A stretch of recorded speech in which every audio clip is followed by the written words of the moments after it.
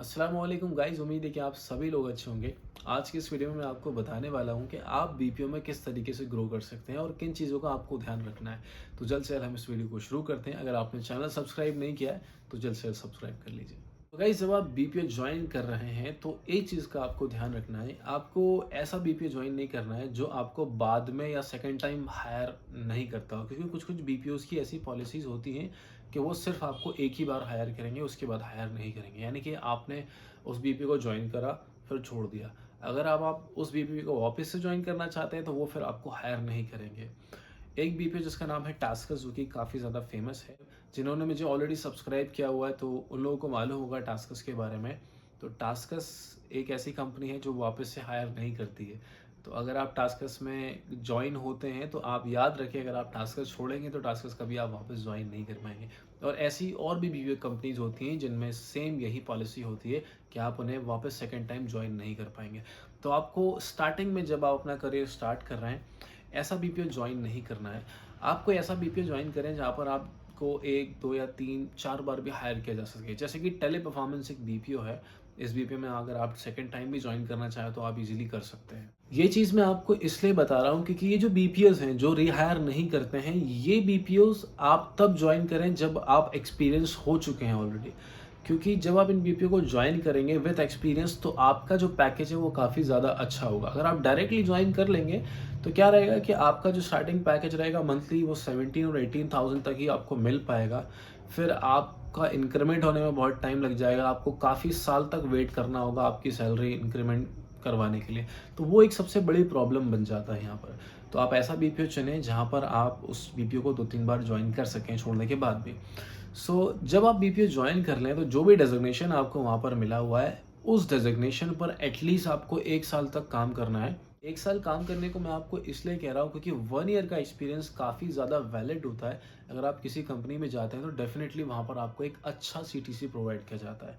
तो आप 1 साल काम करें एटलीस्ट किसी भी बीपीओ में, देन उसके बाद आप डिफरेंट बीपीओ में स्विच करें तो डेफ़िनेटली आपको एक अच्छी सैलरी प्रोवाइड की जाएगी। जैसे कि मान लीजिए आपने बीपीओ ज्वाइन करा था तो आपको 18,000 का सीटीसी प्रोवाइड किया गया। अब 1 साल बाद जब आप स्विच कर रहे हैं दूसरी कंपनी में तो डेफ़िनेटली वहाँ पर आपको 25 तक का सीटीसी तो मिलेगा ही मिलेगा, क्योंकि आपके पास अब एक्सपीरियंस हो चुका है। अब जब आप दूसरा बीपीओ ज्वाइन कर लेते हैं, आपको ज़्यादा से ज़्यादा कोशिश करना है कि आपका जल्द से जल्द प्रमोशन हो जाए। क्योंकि अगर आप एजेंट लेवल पर स्विच करते रहेंगे तो एक वक्त ऐसा आएगा कि आपको ज़्यादा पैकेज अच्छा नहीं मिल पाएगा। मान लीजिए अगर आपका सैलरी 25,000 हो चुका है, अब आप सोच रहे हैं मैं सेम डेजिग्नेशन पर यानी एजेंट लेवल पर ही दूसरी कंपनी ज्वाइन कर लूँ। आप ज्वाइन तो कर लेंगे, लेकिन हर कंपनी आपको ज़्यादा सीटीसी नहीं प्रोवाइड कर। जब आपका सीटीसी 25,000 तक पहुंच जाए, उसके बाद आपको प्रमोशन लेने की ज़रूरत है। आप as a team leader, as a quality analyst या एज अ ट्रेनर आप प्रमोट हो सकते हैं। और जब आप प्रमोशन लेते हैं तो प्रमोशन लेने के बाद उस डेजिग्नेशन पर भी आपको एटलीस्ट 1 साल काम करना है। क्योंकि जब आप एज अ टीम लीडर अगर आप प्रमोट हो गए, आपने 1 साल काम कर लिया, अब आप किसी दूसरी कंपनी जा रहे हैं तो डेफिनेटली वो आपको हायर करेंगे। लेकिन अगर आप ऐसा करते हैं कि आप as a team leader promote हुए, आपने वहाँ पे 6 महीने या 3 महीने काम करा, फिर आप दूसरी कंपनी स्विच कर रहे हैं, तो फिर वो जो आपका एक्सपीरियंस है वो वैलिड नहीं होगा।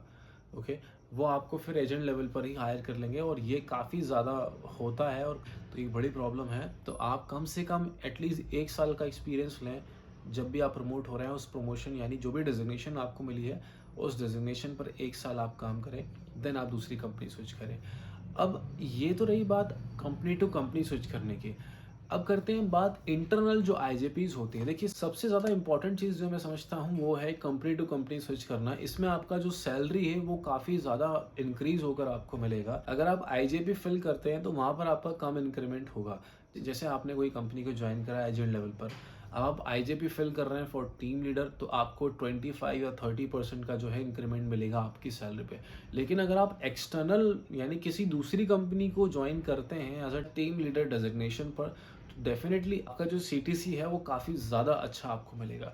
तो इस चीज़ का आपको ध्यान रखें, आपको हर डेजिग्नेशन पर एटलीस्ट 1 साल काम करना है और ज़्यादा से ज़्यादा कोशिश करें कि कंपनी टू कंपनी स्विच आप करें ताकि आपको सैलरी अच्छी मिल सके। लेकिन एक वक्त ऐसा आता है कि कंपनी टू कंपनी स्विच करना फिर एक प्रॉब्लमेटिक चीज़ बन जाती है। मान लीजिए आप टीम लीडर पर आ चुके हैं, फिर उसके बाद आपने कंपनी स्विच करी, वहाँ पर आपने प्रमोशन लिया एज अ मैनेजर। अब आप कंपनी टू कंपनी स्विच करेंगे तो वहाँ पर आपको काफ़ी प्रॉब्लम आ सकती है। तो ऐसे समय में आप उन कंपनीज़ को जॉइन कर सकते हैं जो कंपनी आपको बाद में हायर नहीं करे। जैसे कि मैंने आपको बताया कुछ ऐसी कंपनीज़ होती हैं जो आपको रीहायर नहीं करती है। जब आप ये कन्फर्म कर लें कि अब मैं किसी भी बीपीओ कंपनी को 4 या 5 साल देने के लिए रेडी हूँ, तब ऐसे समय पर आप ऐसी कंपनी को जॉइन करें जो आपको रिहायर नहीं करती। यानी कि एक ही बार में आप अपना काफ़ी लॉन्ग टाइम इन्वेस्ट वहाँ पर करें तो आपको एक अच्छा रिज़ल्ट देखने को मिलेगा। तो गाइज़ यही सारी चीज़ें थी मेरी तरफ से। ओवरऑल आपको बस क्या करना है कि हर डेज़िग्नेशन पर एटलीस्ट 1 साल आपको काम करना है। देन आप कंपनी स्विच करें, कंपनी टू कंपनी स्विच करेंगे, डेफ़िनिटली आपको एक अच्छा सैलरी मिल पाएगा। अगर आपके कोई सवाल है तो आप कमेंट ज़रूर करें। मुलाकात होती है आप लोगों से नेक्स्ट वीडियो में।